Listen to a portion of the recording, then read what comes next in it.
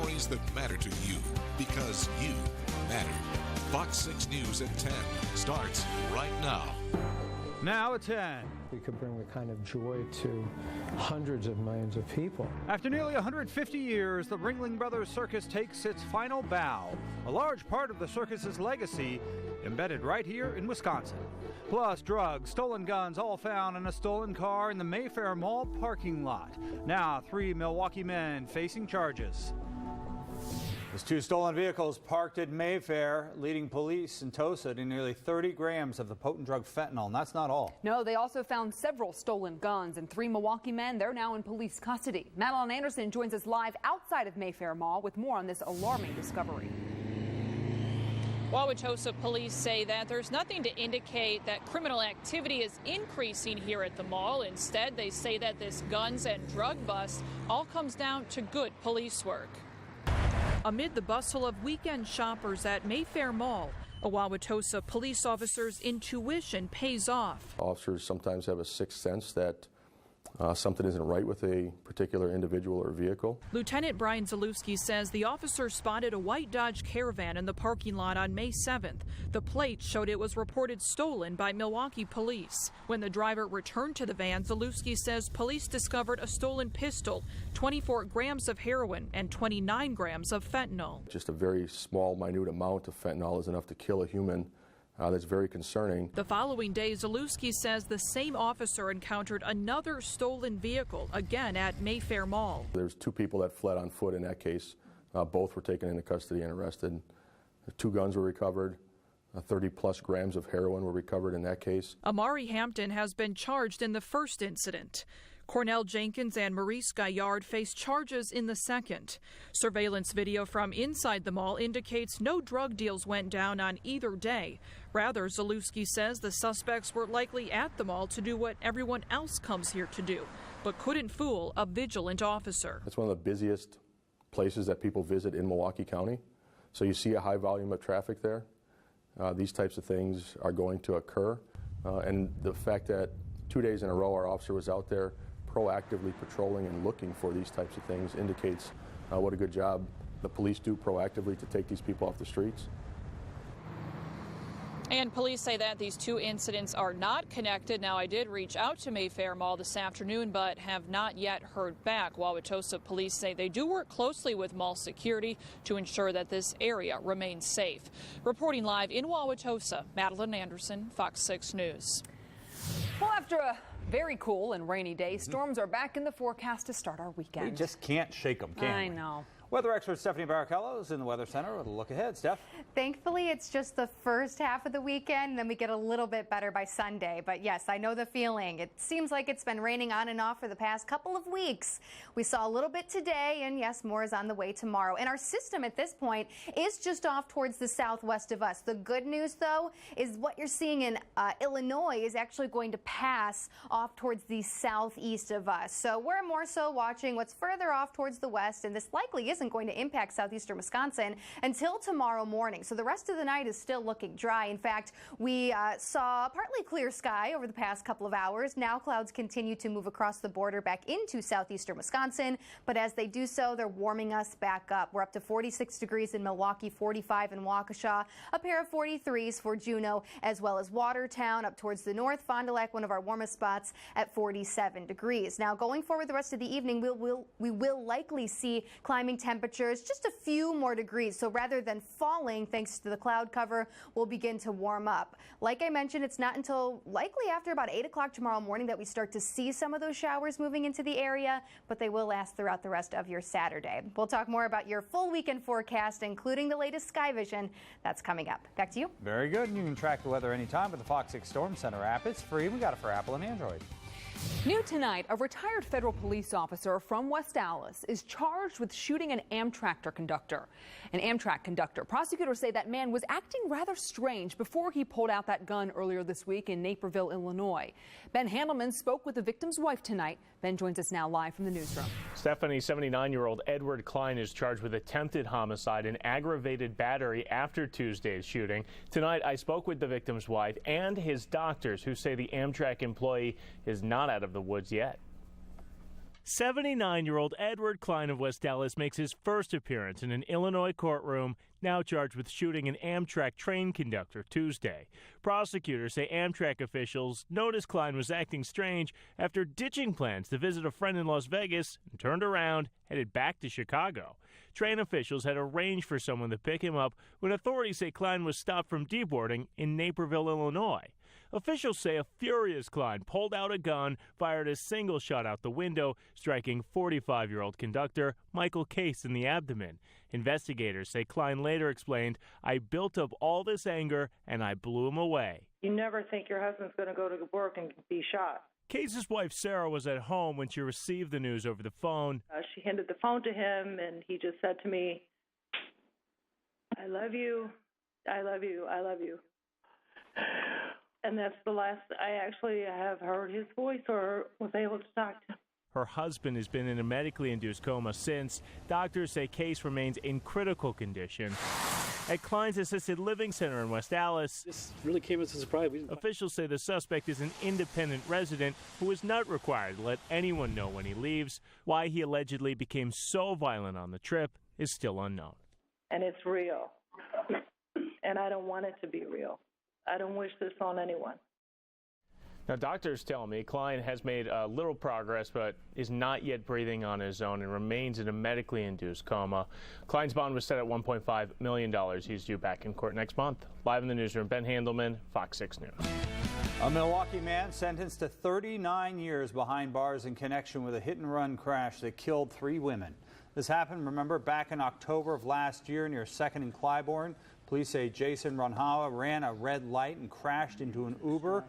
3 women in that car were killed. The Uber driver, was seriously hurt. Officials say Runhawa was speeding and driving drunk. A 21-year-old man dead after the van he was driving smashed right into the back of a school bus. The Kenosha County Sheriff says the bus was stopping there in the town of Salem to pick up some kids. It was about 7 in the morning. 19 students were on the bus. 4 of them were treated on the scene. 3 actually were taken to the hospital with some minor injuries, but those injuries are not going to be any big problem for them. Authorities say the driver who was killed was from Antioch, Illinois. It appears he didn't make any attempt to slow down. We're told the driver was probably making a delivery for a Kenosha tile company. Developing tonight, St. Francis police say they are investigating possible inappropriate conduct between a high school student and a former employee. School officials say an investigation was launched yesterday, and the case has now been turned over to police. The district also says there is no evidence anything inappropriate happened on school grounds or at any school-related events. An investigation is underway after an ATF officer fired shots on Milwaukee's north side. Police say the shooting followed a confrontation with a couple of suspects. Fox 6's Ashley Sears with more on the investigation. It's unfortunate. A rainy afternoon interrupted by gunfire. I'm surprised. This doesn't happen around here. Yellow tape blocks the road near 5th and North Avenue as police investigate. By the time I got here, it was taped off over there behind the beauty supply store. Verdell Thurman pulled up to his cousin's house as police surrounded the parking lot nearby. One was taping off, and then the other police officers was looking for something. Milwaukee police were called to the area around 12:30 in the afternoon for a report of shots fired. Investigators say agents from the Bureau of Alcohol, Tobacco, Firearms, and Explosives pulled a vehicle over. During a confrontation, an ATF agent fired shots. No one was injured. That's devastating. It really is. Milwaukee police say a man and a woman were arrested. Yeah, it's crazy, man. I don't know. Neighbors say this normally quiet block came to a standstill for a couple of hours. Surprisingly, we're very quiet. As the police tape is removed, they look forward to things getting back to normal. We've got a very caring neighborhood, and you hate to hear about something like that happening. It's unclear what prompted the traffic stop or what the ATF was investigating. The Milwaukee Police Department says their part of the investigation is ongoing. Reporting live at 4th and Locust, Ashley Sears, Fox 6 News. Suspects leading police from 4 jurisdictions on a chase, and as the dashcam footage shows you, police were not letting them get away easily. Police say the suspects were trying to break into an Audi in the TJ Maxx parking lot in Brown Deer. They led police on a chase in a stolen gold Sebring. The chase continued on streets through River Hills, Bayside, and into Mequon, where the driver swerves and drives into oncoming traffic. The driver then whipped around traffic circles and hit 2 squad cars before the suspects inside the car finally abandoned the vehicle. They set up a perimeter and were successful in capturing all 5 subjects that fled from the vehicle. So it all worked out. It was really good teamwork. The 5 suspects, ranging in age from 16 to 18, will now be facing charges in Ozaukee County. Former FBI Director James Comey is going to testify in open session before the Senate Intelligence Committee. President Trump abruptly fired Comey last week. Andrew Spencer with more on the conversation President Trump had about Comey. American press didn't have access to the meeting on May 10th between President Donald Trump and Russian officials Sergei Lavrov and Sergei Kislyak. But notes from that meeting, apparently distributed to a number of White House and other government officials, were leaked to the New York Times. According to their report, Trump told the Russians, quote, "I just fired the head of the FBI. He was crazy, a real nut job. I faced great pressure because of Russia. That's taken off." The Times assessment of that statement that the firing of Comey eased the pressure from the investigation into ties between Russia and Trump's presidential campaign. Democratic Senator Patrick Leahy shared a link to the report on Twitter, saying in his own words, "This is what obstruction looks like." Republican Congressman Scott Taylor isn't so sure. Of course, there is context with text, and we don't know the context of the meeting itself and what he was trying to do. We don't know that, of course. White House Press Secretary Sean Spicer didn't refute the story when responding to it Friday, but he said, quote, "The president has always emphasized the importance of making deals with Russia as it relates to Syria, Ukraine, defeating ISIS, and other key issues." Spicer then adding, "James Comey created unnecessary pressure on our ability to engage and negotiate with Russia." I'm Andrew Spencer. More jobs and more beer. Leinenkugel's Brewery in Milwaukee expanding. What's going on inside and how many jobs it's going to bring to the area? After 146 years, the greatest show on earth is calling it quits. What's happening to the workers and the animals after this weekend?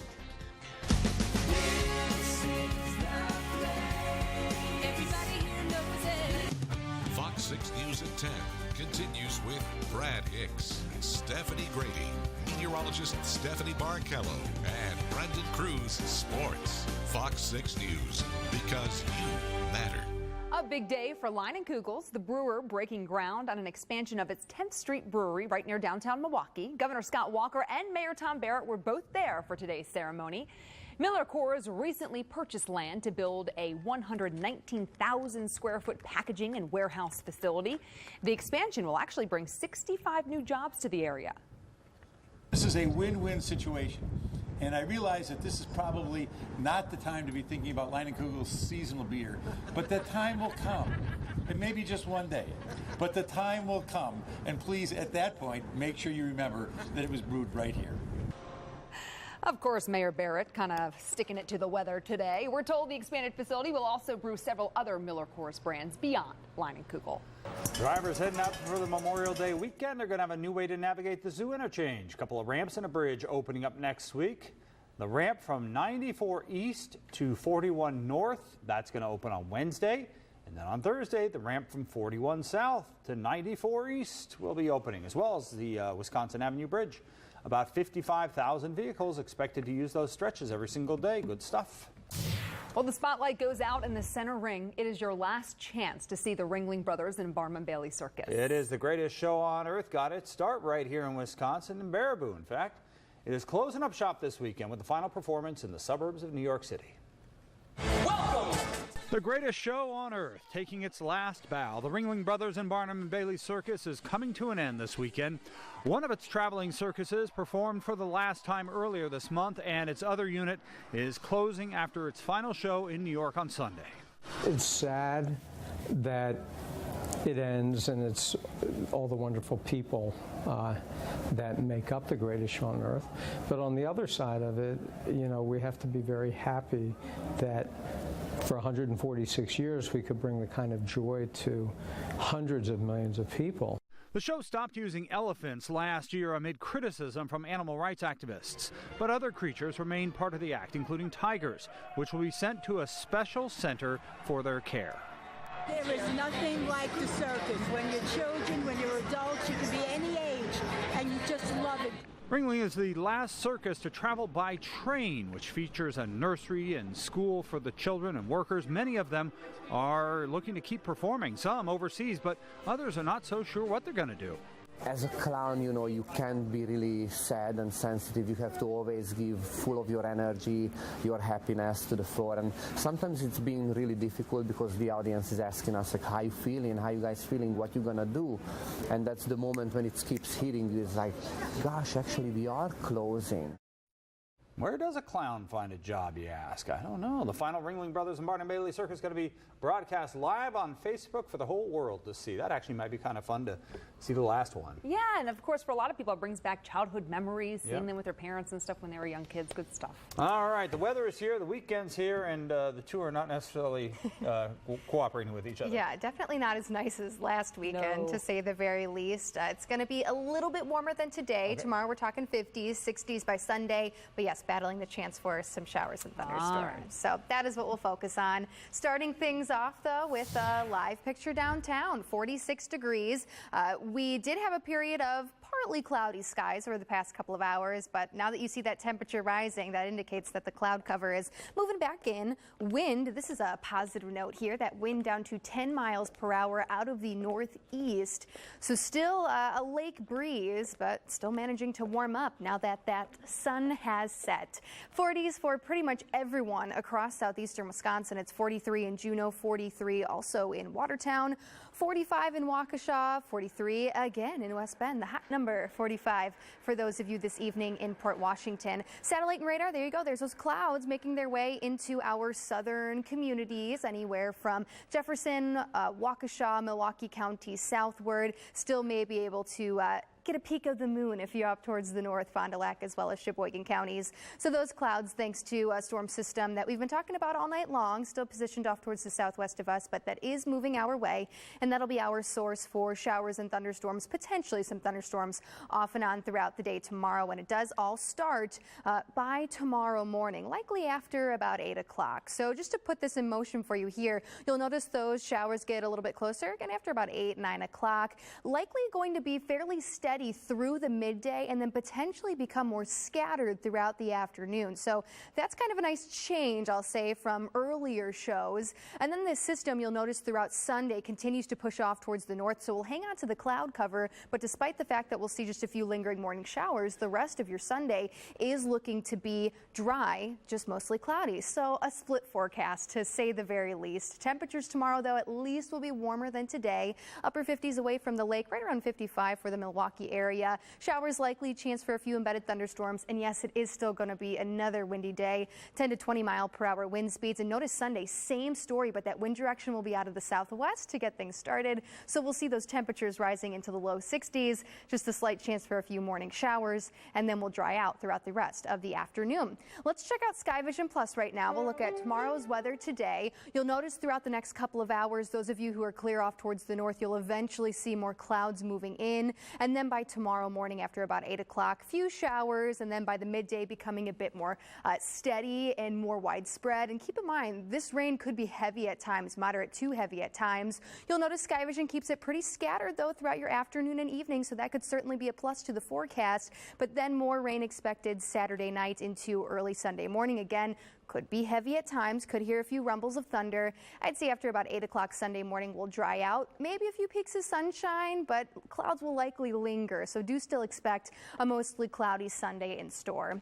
So showers, few embedded thunderstorms for your Saturday, but those taper off by Sunday morning. High temperatures reaching into the low 60s on Sunday. A taste of 70 on your Monday, and then yes, another storm system moves in. That'll bring us the chance for a few showers Tuesday on into Wednesday. And you'll notice we do have a cool day on Wednesday, too, in the upper 50s. And then back into the 60s on Thursday, and eventually drying out. All right. Thanks, Steph. Yeah. Well, the Brewers, They're not trying out. They're heating up. It's unbelievable how good this team has been. Right? 43 games into the season, and where they stand is where very few people. Jinx them. Don't jinx them. I know. Well, Jinx them. The good news for many fans, the L is flying tonight at Wrigley. Coming up, how the Brewers stormed into Chicago and came away with the W. And a ride with a king and a couple of others who've reached the top of their sport. Join a cause and ride into town. What they were all riding for when we come back with sports. Honored with 10 Midwest Regional Emmy Awards, more than any other station in Wisconsin.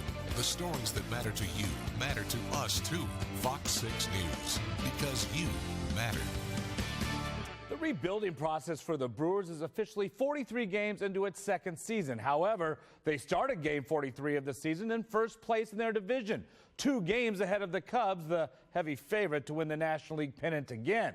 The two teams meeting up at Wrigley Field this afternoon and dealing with the rain and the cold temperatures. But right away, the crew sets the tone. Jett Bandy singling in 2 runs with 2 outs, and that puts the Brewers up 2-0. Now, the rain would halt things for a while in the 6th, with the Brewers leading 4-3. After the delay, Domingo Santana comes out and adds to the lead, singling in 2 more runs.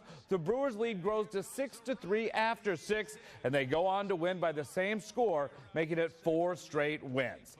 The NCAA softball tournament is underway, with the Badgers facing Missouri tonight in Eugene, Oregon, and Chloe Miller connecting for her 10th home run of the season, helping the Badgers move on as they win 7-2. They face the winner of Oregon UIC tomorrow. The cold weather didn't stop a special group of motorcycle riders from rolling into town this evening. The 23rd anniversary Kyle Petty Charity Ride Across America finished up here in Milwaukee. The King, Richard Petty, was also part of the ride, which raises money for a camp dedicated to children with chronic or life-threatening illnesses. Also part of the ride, Herschel Walker. This year he brought George Rogers, and I'm like, man, we got Richard Petty, 7-time champion, and 2 Heisman Trophy winners this year, so that was pretty cool. And you wouldn't believe how many Georgia fans and Viking fans there are as we travel across this country. And that hurts me because I'm a Packer fan. So that I can't talk to him about that stuff. Of course not. 7 years of planning is almost over as the 117th U.S. Open arrives at Erin Hills in less than 4 weeks. It was back in 2010 when the USGA announced Erin Hills as the home of the championship. Now it's a matter of finishing the final touches and waiting for June 12th. It's our goal to be in a mode at that point where probably by June 5th, a week ahead, we will be maintaining the golf course as if the Open is on. Obviously, there's more excitement that builds up. Everything kind of every day you get closer, there's more excitement, and that means that, staff members become more anxious, more nervous. So I think as we get closer, those things will happen. Today, cut day at the Byron Nelson outside of Dallas, and it was Jason Kokrak going low as he was dialed in. His short irons especially. Look at this approach on number 12. He leads by 5 strokes heading into the final 36 holes. As the NBA draft looms in the near future, the Bucks continue to look at potential draft picks by having them come in for workouts. 6 more players went through their facility today. Yesterday, a local favorite made his case. Badgers guard Bronson Koenig participated in his workout. Even though he rolled his ankle and had to stop early, he knows what he brings to the court. Obviously, every team is different, but, I know I can do, either one. I can handle the ball, I can make my teammates better, and I can also, shoot the hell out of the ball. So, yeah, I can do either.